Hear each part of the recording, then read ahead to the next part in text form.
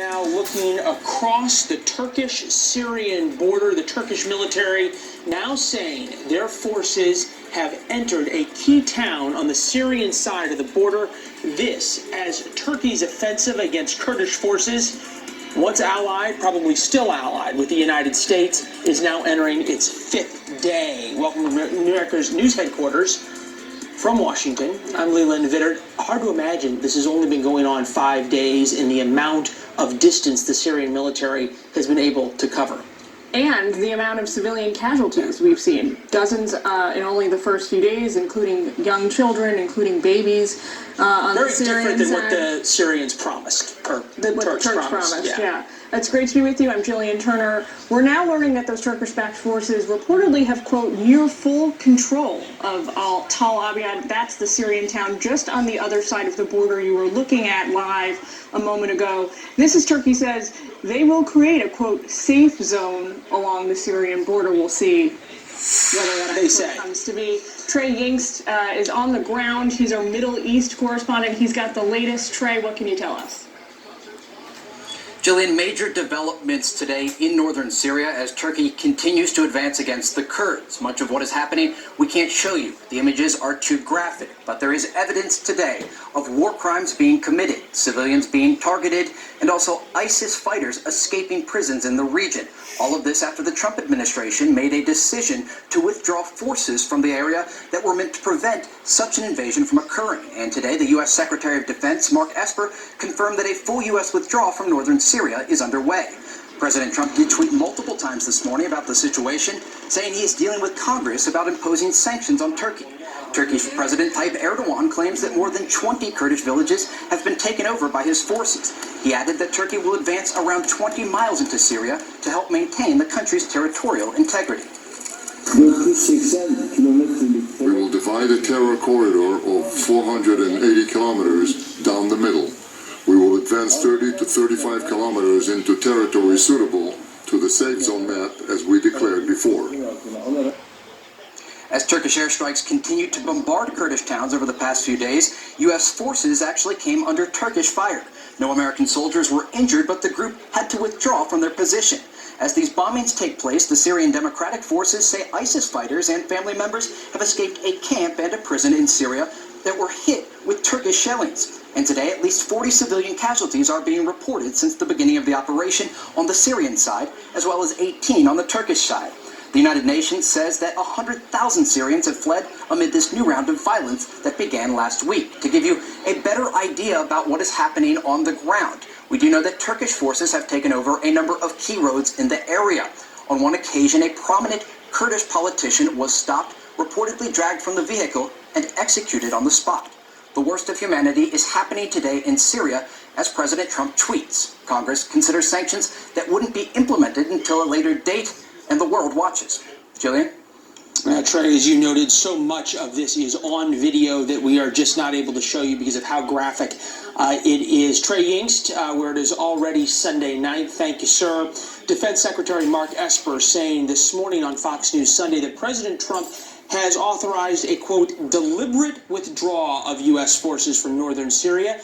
Garrett Tenney with more on exactly what that might mean on the ground. Hi, Garrett. Well, Leland, this is a step beyond what the president already did when he ordered U.S. troops to pull out of specific areas in northern Syria. Now they are leaving the area altogether and heading to the southern part of the country as the Turkish military moves in. And according to video that we're seeing today, slaughters the Kurds, who have been our staunchest allies in the region in the fight against ISIS. President Trump has received a lot of criticism for his decision, including from members of his own party. But on Fox News Sunday, Defense Secretary Mark Esper tried to defend the move, saying the U.S. was not going to get caught up in a fight between two of its allies. We didn't sign up to fight Turkey, a long-standing NATO ally, on behalf of the SDF. It was clear to me that President Erdogan was committed to coming in. He informed us that he was coming in. He didn't ask permission.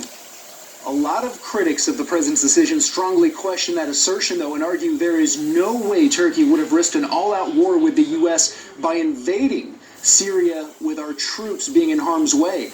The president is trying to appease his critics by suggesting that Turkey will face harsh sanctions if it, quote, goes too far in its actions. On Twitter this morning, he said, dealing with Lindsey Graham and many members of Congress, including Democrats, about imposing powerful sanctions on Turkey, Treasury is ready to go. Additional legislation may be sought. There is great consensus on this. Turkey has asked that it not be done. Stay tuned. The big issue, though, is the president hasn't made clear what his red line is for taking action against Turkey. And today, critics are likening his decision to what President Obama did in pulling out of Iraq, including former Defense Secretary Jim Mattis, who stepped down over the president's plans to pull out of Syria. We have got to keep the pressure on ISIS so they don't recover. We may want a war over. We may even declare it over. You can pull your troops out, as President Obama learned the hard way, out of Iraq. And in this case, if we don't keep the pressure on, then ISIS will resurge. It's absolutely a given that they will come back. The White House is closely monitoring the situation in Syria, and administration officials say they will be meeting with the National Security Council today for an update on where things stand and what actions, if any, the U.S. should take. Leland? Yeah, what actions, if any, the president will let them take. Garrett Tenney, thank you very much. And with that, we bring in Republican Indiana Congressman, member of the House Armed Services Committee, and also an Afghanistan war vet, Jim Banks. Good to see you, sir. Good to be here. This is our reporting from Jennifer Griffin, who talked to one of the 1,000 Special Forces soldiers who had been stationed with the Kurds. I am ashamed for the first time in my career. This is insanity. I don't know what they call atrocities, but that's happening. Follows on what Trey Yingst was saying, of the president's decision. He doesn't understand the problem, meaning the president. He doesn't understand the repercussions of this. Erdogan is an Islamist, not a level-headed actor.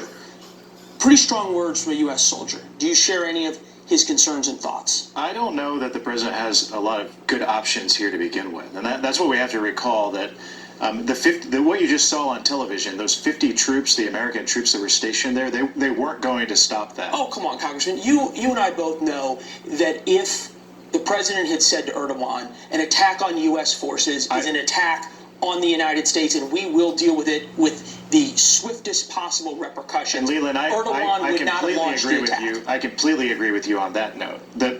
That type of projection of American power, it's not projecting. It's just saying you're not going to fire on our people. I completely agree with you on Okay. that. That hasn't occurred, and that needs to occur. And the president this week said that he will impose tough sanctions. The Congress is going to join him in imposing tough sanctions this week. But why do this in the beginning? The president had this call with Erdogan. Our reporting is that even his staff had no idea he was going to say, yeah, I'm going to pull U.S. troops back, green-lighting the invasion by Erdogan. There's some reporting that the Turks were even a little taken aback by how easily the president rolled on this. That's got to be kind of concerning, isn't it? It is concerning in that what we're seeing in the aftermath of that, as General Keane, as General Mattis, the best military minds of our time have said, this will inevitably lead to ISIS taking back over the region. That's what's concerning. What the president has to do here is it's not too late for the president to notify Erdogan, by the way, one of the biggest thugs on the world stage today, that we will retaliate. We won't allow them to move. Do you have any further confidence into that the president is going to do that? At this point, he said he will impose those tough sanctions. His tweets don't really say Senator much. Graham, Representative Cheney, many of my colleagues, we've already signed on to very tough sanctions on Turkey, which will retaliate against their actions in recent days. Real quickly, and then we want to get to the stand you've taken about the NBA and China, but you made this point about how dangerous and delicate the situation is. What does this mean for our soldiers in other parts of the world who are telling allies in various countries, from Africa to Southeast Asia, look, the United States is here for you, and then they watch as the U.S. pulls out on the Turks? That's got to put a lot of our troops in other places in harm's way. I understand the point fully well. I served in Afghanistan during a time when President Obama drew down troops that led to ISIS taking over parts and Taliban taking over parts of Afghanistan and that part of the world. But the bigger issue here is that we can't allow ISIS to return to the region, and we need to. And Erdogan, along with his Russian allies, they're moving in a direction that will allow that to happen. It's not too late for President Trump to retaliate. Already happening. A lot of the ISIS guys have escaped. I want to get to this, and this was a letter that you and eight members of Congress sent to the NBA Commissioner Adam Silver as it related to how the NBA's